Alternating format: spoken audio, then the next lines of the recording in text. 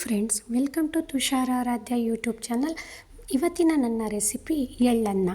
ಎಳ್ಳು ಅಂದರೆ ಬೇರೇನೂ ಅಲ್ಲ, ಕಪ್ಪೆಳ್ಳು ಮತ್ತು ಬಿಳಿ ಎಳ್ಳು ಬರುತ್ತಲ್ಲ, ಅದನ್ನು ಬಳಸಿ ಒಂದು ಪುಡಿಯನ್ನು ಮಾಡಿಟ್ಕೊಳ್ಳೋದು. ಒಂದು ಸಲ ಈ ಪುಡಿನ ಮಾಡಿಟ್ಕೊಂಡ್ರೆ 10 ದಿನ ನಾವು ಇದನ್ನು ಯೂಸ್ ಮಾಡ್ಬೋದು. ಮೊದಲಿಗೆ ಆ ಪುಡಿ ಮಾಡೋದು ಹೇಗೆ ಅಂತ ತೋರಿಸ್ತೀನಿ. ಇದನ್ನು ಮಾಡಲಿಕ್ಕೆ 2 ಸ್ಪೂನಷ್ಟು ಕಡಲೆಬೇಳೆ, 2 ಸ್ಪೂನಷ್ಟು ಉದ್ದಿನಬೇಳೆ, 1 ಸ್ಪೂನಷ್ಟು ಜೀರಿಗೆ, ಖಾರಕ್ಕಾಗಿ 5 ಒಣಮೆಣಸಿನಕಾಯಿ, 1 ಇಂಚಷ್ಟು ಹುಣಸೆ ಹಣ್ಣು, ಜಾಸ್ತಿ ತೊಗೊಂಬೇಡಿ, 1 ಇಂಚ್ ಆದರೆ ಸಾಕು, 2 ಸ್ಪೂನಷ್ಟು ಕೊಬ್ಬರಿ, 4 ಸ್ಪೂನಷ್ಟು ಬಿಳಿ ಎಳ್ಳನ್ನು ತಗೊಂಡಿದ್ದೀನಿ, ಒಂದು ಅರ್ಧ ಸ್ಪೂನು ಉಪ್ಪು, ಸ್ವಲ್ಪ ಹಿಂಗು. ಸೊ ಇಷ್ಟಿದ್ರೆ ಆರಾಮಾಗಿ ನಾವು ಒಂದು ಪುಡಿಯನ್ನು ಮಾಡ್ಕೊಬೋದು. ಒಂದು ಸಲ ಈ ಪುಡಿನ ನಾವು ಮಾಡಿಕೊಂಡ್ರೆ 10 ರಿಂದ 15 ದಿನ ನಾವು ಇದನ್ನು ಆರಾಮಾಗಿ ಸ್ಟೋರ್ ಮಾಡ್ಬೋದು. ಇದನ್ನು ಮಾಡಲಿಕ್ಕೆ ಮೊದಲಿಗೆ ಗ್ಯಾಸ್ ಫ್ಲೇಮ್ನ ಆನ್ ಮಾಡಿ ಒಂದು ಪಾತ್ರೆ ಇಟ್ಕೊಂಡು, ಪಾತ್ರೆ ಬಿಸಿ ಆದಮೇಲೆ ಅದಕ್ಕೆ 2 ಸ್ಪೂನಷ್ಟು ಕಡಲೆಬೇಳೆಯನ್ನು ಸೇರಿಸ್ಕೊಳ್ಳೋಣ.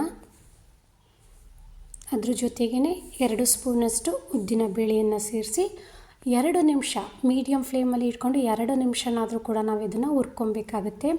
ಏನಂತಂದರೆ ಕಡಲೆಬೇಳೆ ಮತ್ತು ಉದ್ದಿನಬೇಳೆ ಸ್ವಲ್ಪ ಗಟ್ಟಿ ಇರೋದ್ರಿಂದ ಅದು ಹುರಿಲಿಕ್ಕೆ ಜಾಸ್ತಿ ಟೈಮ್ ತೊಗೊಳುತ್ತೆ. ಹಾಗಾಗಿ ಮೊದಲಿಗೆ ಇವೆರಡನ್ನು ಮಾತ್ರ ಹಾಕ್ಕೊಳ್ಳೋಣ.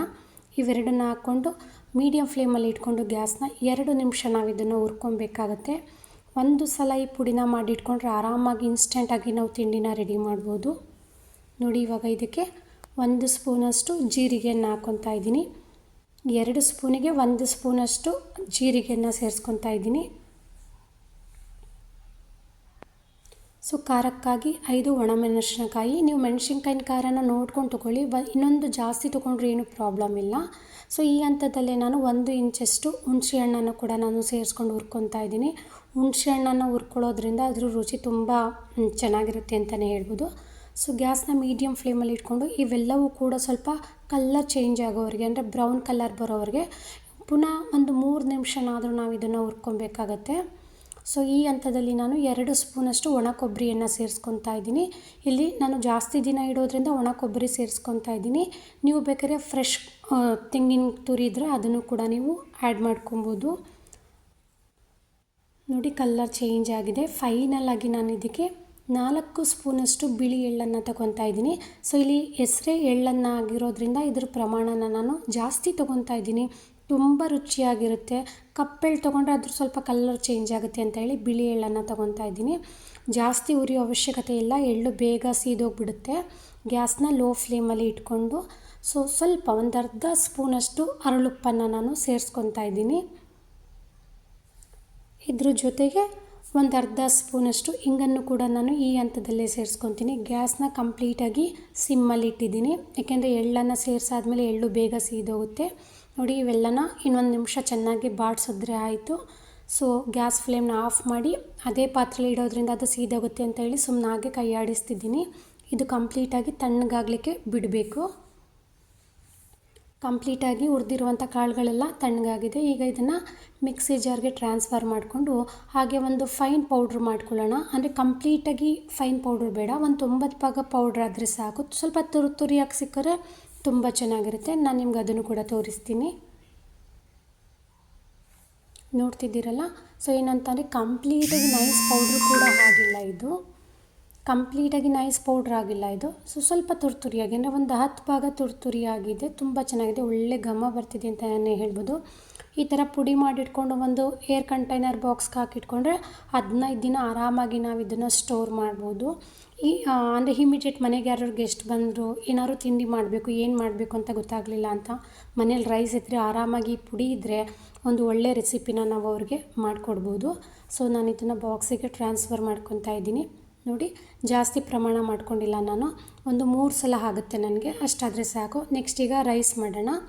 ಏನಂತಂದರೆ ಗ್ಯಾಸ್ ಫ್ಲೇಮ್ನ ಆನ್ ಮಾಡಿ ಒಂದು ಪಾತ್ರೆ ಇಟ್ಕೊಂಡು ಸೊ ಅದಕ್ಕೆ ಒಂದು 3 ರಿಂದ 4 ಸ್ಪೂನಷ್ಟು ಎಣ್ಣೆಯನ್ನು ಹಾಕಿ ಎಣ್ಣೆನ ಕಾಯಲಿಕ್ಕೆ ಬಿಡ್ತೀನಿ. ಆಲ್ರೆಡಿ ವೈಟ್ ರೈಸ್ ರೆಡಿಯಾಗಿದೆ.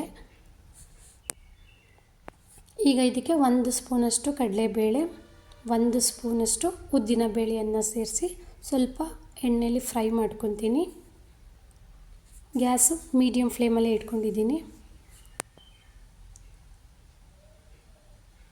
ಸ್ವಲ್ಪ ಅದು ಕಲರ್ ಚೇಂಜ್ ಆಗಬೇಕು. ಸೊ ನೀವು ಇದಕ್ಕೆ ಗೋಡಂಬಿ ಇದ್ದರೆ ಅದನ್ನು ಕೂಡ ಸೇರಿಸ್ಕೊಳ್ಳಿ, ತುಂಬ ಚೆನ್ನಾಗಿರುತ್ತೆ. ನಾನು 1 ಸ್ಪೂನಷ್ಟು ಕಡಲೆ ಬೀಜವನ್ನು ಸೇರಿಸ್ತಾ ಇದ್ದೀನಿ. ಕಡಲೆ ಬೀಜದ ಜೊತೆಗೆ ಗೋಡಂಬಿ ಇದ್ದರೆ ಅದನ್ನು ಕೂಡ ಹಾಕ್ಕೊಬೋದು.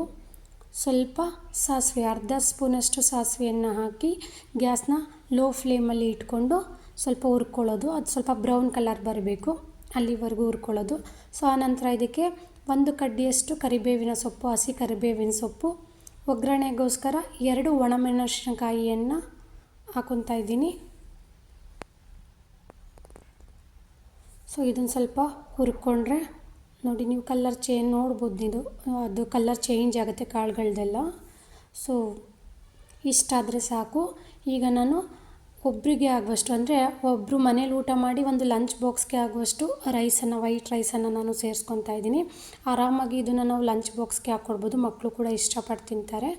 ಇದನ್ನು ಒಗ್ಗರಣೆ ಜೊತೆ ಚೆನ್ನಾಗಿ ಮಿಕ್ಸ್ ಮಾಡ್ಕೊಳ್ಳೋದು. ಗ್ಯಾಸ್ನ ಮೀಡಿಯಮ್ ಫ್ಲೇಮಲ್ಲಿ ಇಟ್ಕೊಳ್ಳಿ ಇವಾಗ. ಸೊ ಗ್ಯಾಸ್ನ ಮೀಡಿಯಮ್ ಫ್ಲೇಮಲ್ಲಿ ಇಟ್ಕೊಂಡು ಒಗ್ಗರಣೆ ಜೊತೆ ಚೆನ್ನಾಗಿ ಅನ್ನವನ್ನು ಮಿಕ್ಸ್ ಮಾಡ್ಕೊಳ್ಳಿ. ಇವಾಗ ನಾವು ಇದಕ್ಕೆ ಏನು ಪುಡಿ ಮಾಡಿ ಇಟ್ಕೊಂಡಿದ್ವಿ ಪೌಡ್ರ್ ಇದೆಯಲ್ಲ, ಆ ಪೌಡ್ರನ್ನ ಸೊ ನಿಮ್ಮ ರುಚಿಗೆ ಅನುಗುಣವಾಗಿ ನೀವು ಸೇರಿಸ್ಕೊಳ್ಳಿ. ನಾನು ಇಲ್ಲಿ ಸುಮಾರು 2 ಸ್ಪೂನಷ್ಟು ಪೌಡ್ರನ್ನು ಸೇರಿಸ್ಕೊತಾ ಇದ್ದೀನಿ. ಪೌಡ್ರು ಮಾಡಬೇಕಾದ್ರೆ ನಾನು ಸ್ವಲ್ಪ ಉಪ್ಪನ್ನು ಸೇರಿಸಿದ್ದೆ. ಈಗ ಅನ್ನವನ್ನು ಹಾಕಿರೋದ್ರಿಂದ ಅನ್ನದ ಪ್ರಮಾಣಕ್ಕೆ ರುಚಿಗೆ ತಕ್ಕಷ್ಟು ಉಪ್ಪನ್ನು ಸೇರಿಸಿ ಗ್ಯಾಸ್ನ ಲೋ ಫ್ಲೇಮಲ್ಲಿ ಇಟ್ಕೊಂಡು ಚೆನ್ನಾಗಿ ಮಿಕ್ಸ್ ಮಾಡಿದ್ರೆ ಆಯಿತು. ಸೊ ಬಿಳಿ ಅನ್ನ ಒಂದಿದ್ರೆ, ವೈಟ್ ರೈಸ್ ಒಂದಿದ್ರೆ, ಈ ಪುಡಿ ಇದ್ದರೆ ಜಸ್ಟ್ 3ರಿಂದ 4 ನಿಮಿಷದಲ್ಲಿ ನಮಗೆ ಈ ಒಂದು ತಿಂಡಿ ರೆಡಿ ಆಗುತ್ತೆ. ನೋಡಲಿಕ್ಕೆ ಪುಳಿಯೋಗರೆ ಥರ ಕಾಣ್ತಿದೆ, ಬಟ್ ರುಚಿ ಆ ಥರ ಇಲ್ಲ. ಕಂಪ್ಲೀಟಾಗಿ ಚೇಂಜಸ್ ಇದೆ ಅಂತಲೇ ಹೇಳ್ಬೋದು. ತುಂಬ ಚೆನ್ನಾಗಿದೆ, ಪಟಾಪಟ್ ಅಂತ ಮಾಡ್ಬೋದು. ಸೊ ಈ ಒಂದು ರೆಸಿಪಿಯನ್ನು ನೀವು ಒಂದು ಸಲ ಟ್ರೈ ಮಾಡಿ, ರುಚಿ ಹೇಗಿದೆ ಅಂತ ಕಮೆಂಟ್ಸ್ ಮಾಡಿ. ಯಾರೆಲ್ಲ ನನ್ನ ಚಾನೆಲ್ನ ಇನ್ನೂ ಸಬ್ಸ್ಕ್ರೈಬ್ ಆಗದೆ ವಿಡಿಯೋನ ನೋಡ್ತಿದ್ದೀರಾ, ಪ್ಲೀಸ್ ಚಾನೆಲ್ನ ಸಬ್ಸ್ಕ್ರೈಬ್ ಆಗಿ, ವಿಡಿಯೋನ ಲೈಕ್ ಮಾಡಿ ಮತ್ತು ಶೇರ್ ಮಾಡಿ. ಮತ್ತಷ್ಟು ಒಳ್ಳೆಯ ರೆಸಿಪಿಯೊಂದಿಗೆ ನಾನು ನಿಮಗೆ ಸಿಗ್ತೀನಿ. ಅದರಲ್ಲೂ ಒಂದು ವಿಚಾರವನ್ನು ಹೇಳಲೇಬೇಕು, ಚಳಿಗಾಲದಲ್ಲಿ ಈ ಒಂದು ರೆಸಿಪಿಯನ್ನು ಮಾಡ್ಕೊಳ್ಳಿ, ತುಂಬ ಒಳ್ಳೆಯದು. Thank you.